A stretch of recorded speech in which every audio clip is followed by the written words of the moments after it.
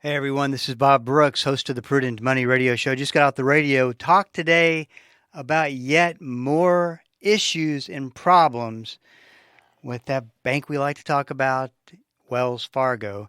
Talk about the latest of some accounts that have popped up in customer, not actually in customer names, but some accounts that have come up that were not identity theft, but what's called synthetic identity theft, which points the finger at the institution that allowed for it to happen. So we'll talk a little bit about that. Their latest fine, which came out today, totally separate from that story, and just floated the question out there: is that a bank that you want to trust? And I think we should put our banking relationships through that kind of scrutiny to make sure we're at the right place. Hey, this is Bob Brooks. If you need anything at all, you know that I am a financial advisor and would love to talk to you about your family's needs and your values and making sure you're doing the things that are designed to get you to those and achieve those retirement goals. You can always go to prudentmoney.com, check out the information there. Send me an email at info@prudentmoney.com. I hope you enjoy today's podcast. Keep the faith. This is Alistair Begg of Truth for Life, heard daily and weekends on Bible School Radio, 91.3 KDKR, Decatur, Dallas, Fort Worth, and on 91.3 KYJC Commerce. Portions of KDKR programming do not necessarily reflect the views of this station, its management, or staff. Prudent Money with Bob Brooks is sponsored by the Prudent Money Foundation on 91.3. Well, so is Wells Fargo committing identity theft again? Today we're going to take a look. Stay tuned for Prudent Money.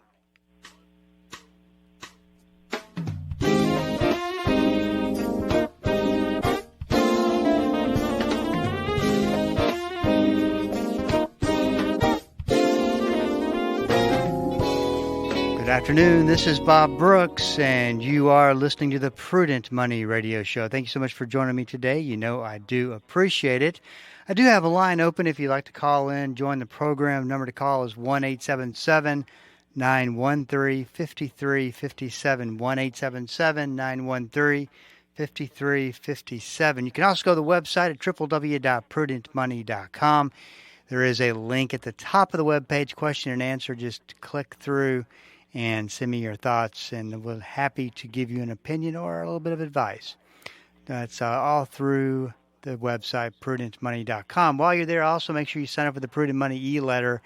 That is the way we keep you posted on what you need to know, what you might want to consider as we try to walk through this, we'll call it a journey of stock market and economic risk.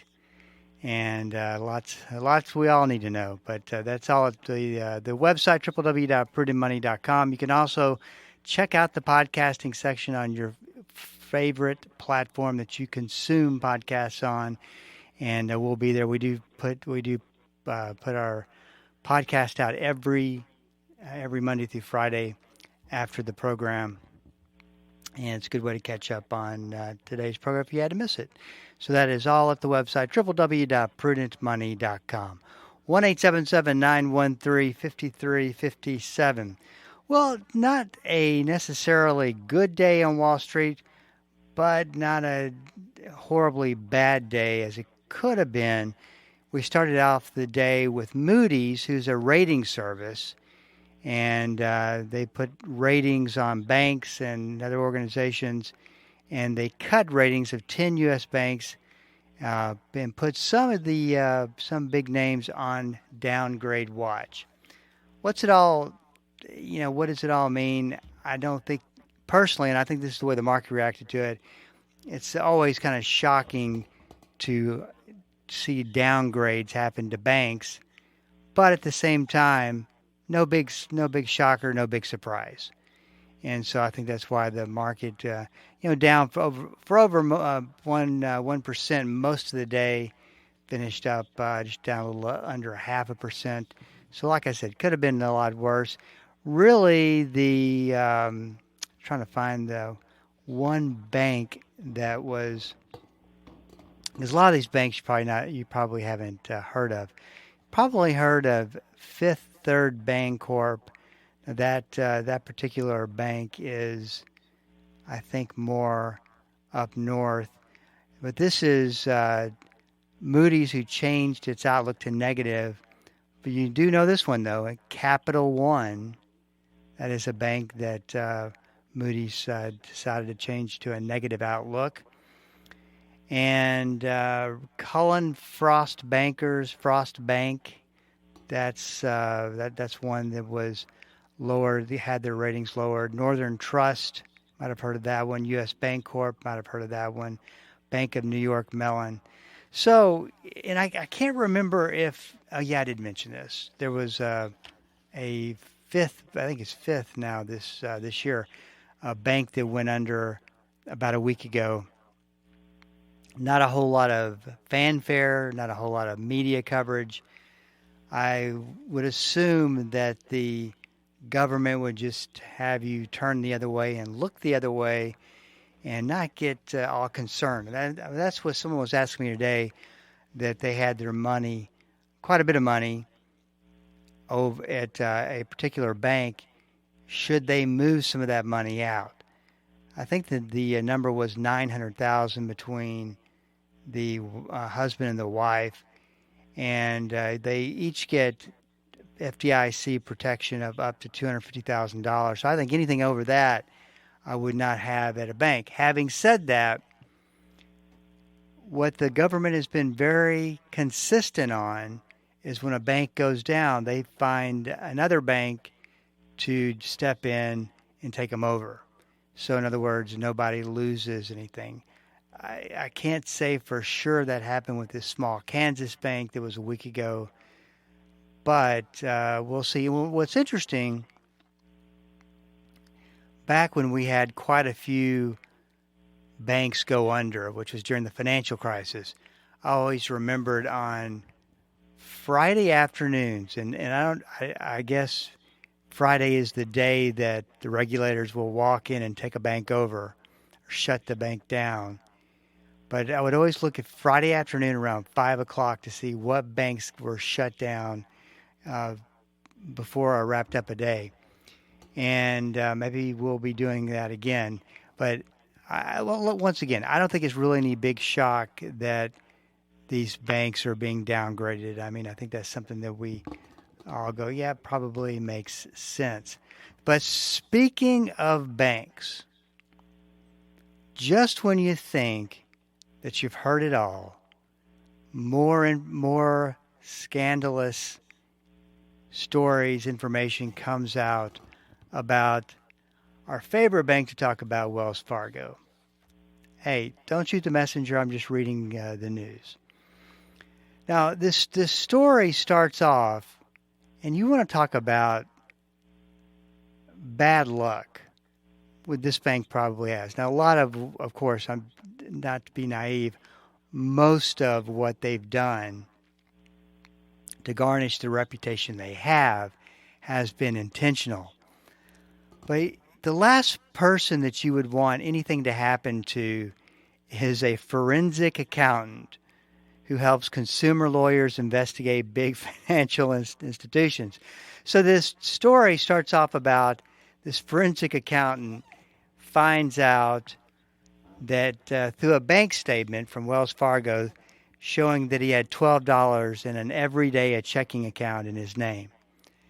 And this is an account he didn't know about and one that he never opened. Does this start to sound familiar again? So this forensic accountant calls Wells Fargo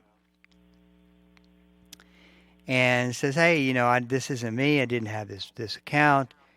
Goes ahead and they immediately shut it down, does some investigation, finds out that thousands of dollars have gone through this account.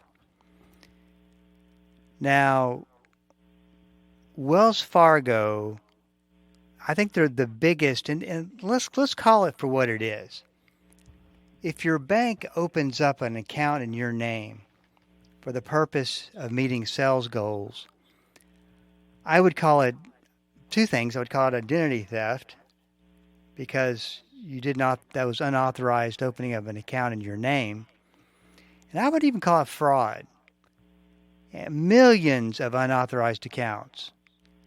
In addition, this article is talking about the improprieties and system failures have emerged at Wells Fargo, the nation's fourth largest bank, in the way of billions and billions of dollars in fines and penalties to regulators. The bank settled allegations. Get this, not a good one. The bank settled allegations that it illegally repossessed military members' cars, and it was found to have charged car owners for insurance they didn't need, and paused borrowers' home loan payments without their approval during COVID.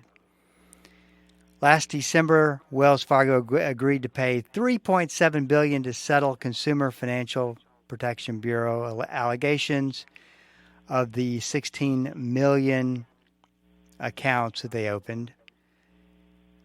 And then the Federal Reserve Board, which is the biggest regulator and the bank of all banks, took a very extraordinary step of capping Wells Fargo's asset size and says, you can't get any bigger than this. Now, as far as I know, and this was with the unauthorized opening of accounts, that one CEO lost his job. I just don't get why criminal activity doesn't come down. And it's interesting because anytime, today, before I even prepared for the program, there was an article that came out fresh off the press today that said Wells Fargo was fined $529 million. Now, I don't know about you, but $529 million is a lot of money. A lot of money. Throwing money back, giving money back to regulators in the form of billions of dollars is a lot of money. So apparently, and this was for sloppy handling of the regulations of the banking industry. They basically were fined $529 million for something that they weren't doing correctly. When does it ever stop with this bank? I know of banks and financial services companies and broker-dealers that have never been fined. It sounds to me like the culture is still just way out of control. So what happened, to get back to the story? This forensic accountant, his case differed from the previous unauthorized accounts at Wells Fargo for one important way. And I've never heard of this, of the way of what this was called. The one big difference was those involved existing customers who had shared their personal information with the bank. Patterson had never been in a Wells Fargo customer and says he never given the bank access to his personal data. Instead, Patterson, who is the forensic accountant. More on that in a minute. 1-877-913-5357. This is Bob Brooks. Be right back.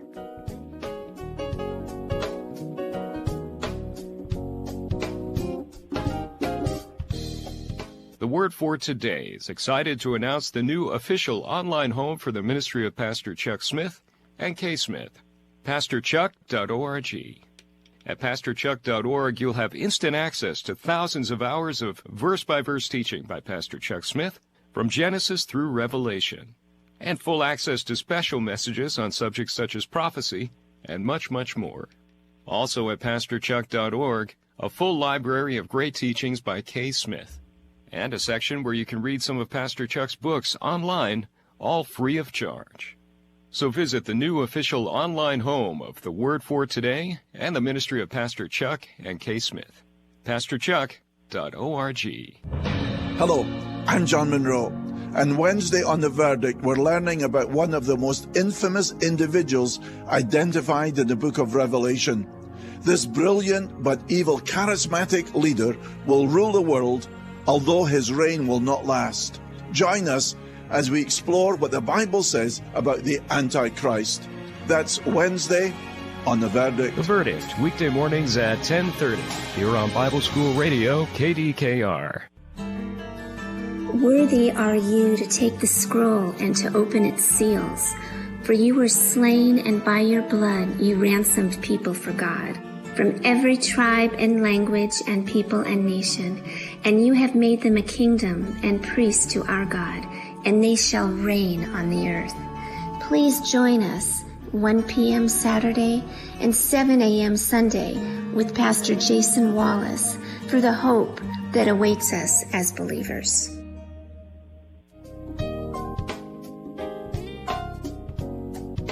Welcome back. This is Bob Brooks, and you are listening to the Prudent Money Radio Show, 1-877-913-5357.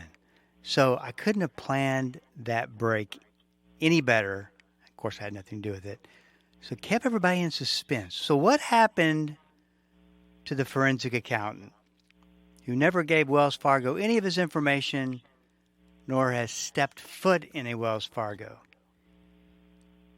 His account appears to be a case of what is called synthetic identity fraud. And this is when an imposter creates a new identity using a combination of real and fake personal information such as names, social security numbers, which I'm sure they've got to have that right, birth dates, and driver's license numbers. What they do is they take these new identities and they launder money. Money laundering is a big deal. Finance terrorism, defraud financial institutions, government agencies, individuals, according to a report by the Government Accountability Office. So why is this necessarily a black eye on Wells Fargo? It's because if your systems are set up and you're following the rules of identity verification, you prevent fraud and money laundering. So let me give you an example. Money laundering is a big deal in my business, and financial regulators require that we go through a lot of extra CE type, continuing education type courses, and learn and understand about money laundering so that we can spot it if we see it. And if we spot it, then we can turn it over to higher ups, and they can look into it and take care of it. So money laundering is a big deal. And so if I were to come across a situation that I thought were money laundering, I would know what to do. Same thing with verification of a customer's identity. You've got to make sure that who says that it's standing in front of you is the person standing in front of you. I would think that if a address doesn't match up or a date of birth doesn't add up, that you would think that would throw up a red flag. So this erroneous information should have raised red flags at Wells Fargo before the account was created. And so that is, they have certain legal and regulatory responsibilities. So it's one of those things that it's just sloppy. And what I think, too, is it speaks to a culture, a continued culture. It's one thing that back in 2016, as horrible as it was that they decided to open accounts, unauthorized accounts, to hit a sales goal, 16 million.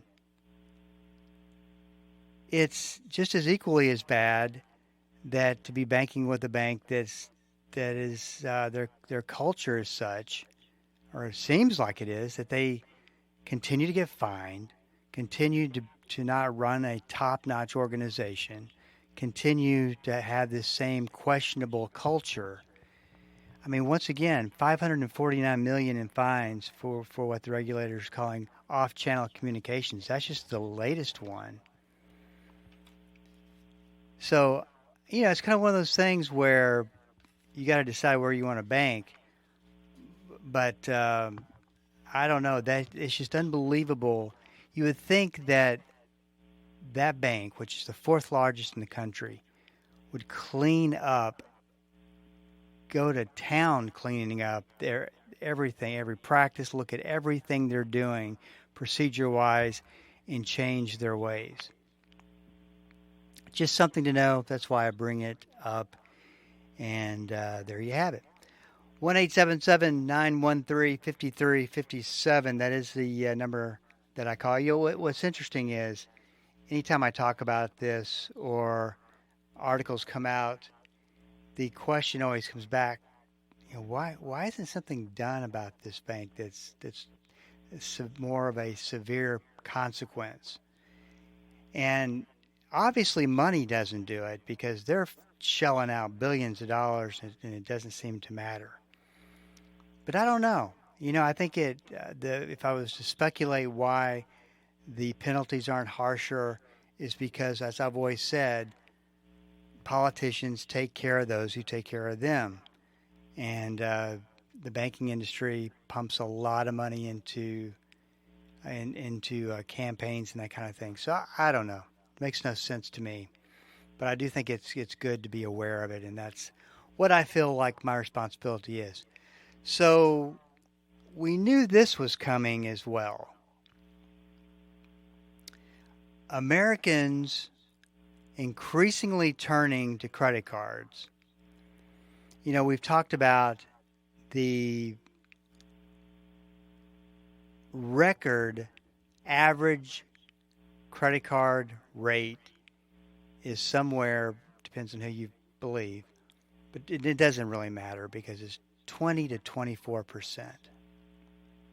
20 to 24%. And so my advice to you this entire time is that, sometimes you got to do what you got to do, and I get that. I've been in that place where you've just got to do it. But this is something that we've got to be able to throw in the drawer, and forget about it. Keep them open, but do whatever you have to do not to use them. Because these credit card rates are getting so high that it's tough to pay back something at an 8 to 10% rate. It's almost impossible when you're up 20 to 24%. And that's the average rate, and it's probably going higher because it's a variable rate, a variable interest rate, that is being charged against these credit card balances. And it's just not a really good situation. But the aggregate balances are now over $1 trillion for the first time ever. I do remember during the financial crisis back in 2008 that it got really close to $1 trillion, but now it's over $1 trillion. This is from the New York Federal Reserve, which reported this today. Or no, wait, actually I think it was last week that it got reported. I'm just getting around to talk about it. Total credit card indebtedness increased by $45 billion in the April through June period, an increase of more than 4%. That took the total amount owed to $1.03 trillion. And that's the highest gross value in Fed data going back to 2003. I can't imagine it being no reason it would have been bigger than that prior to 2003, which you could easily call this a record.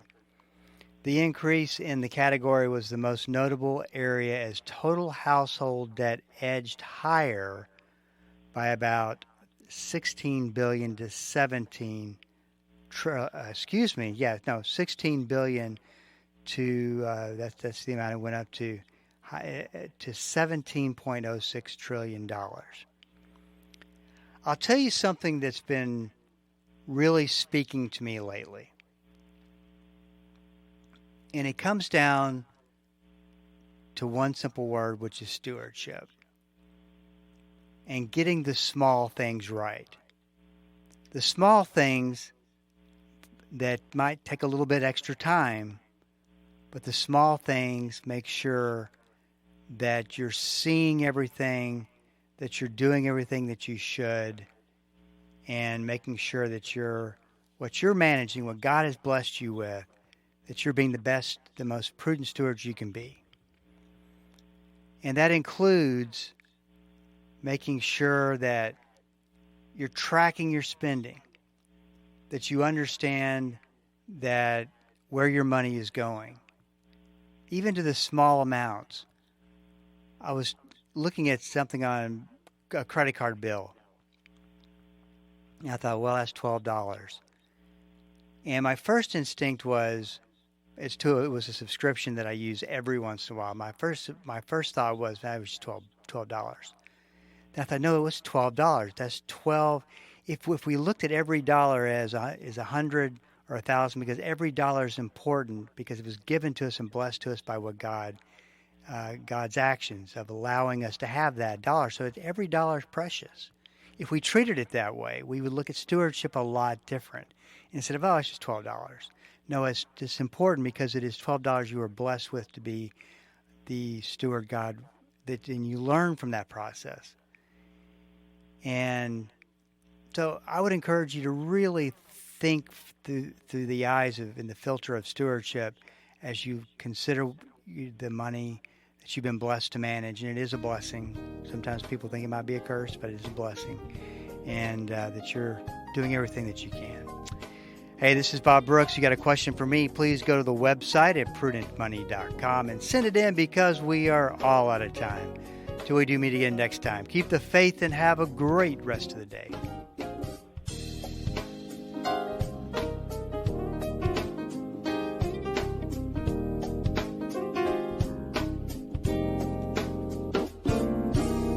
That's all the time we have for today.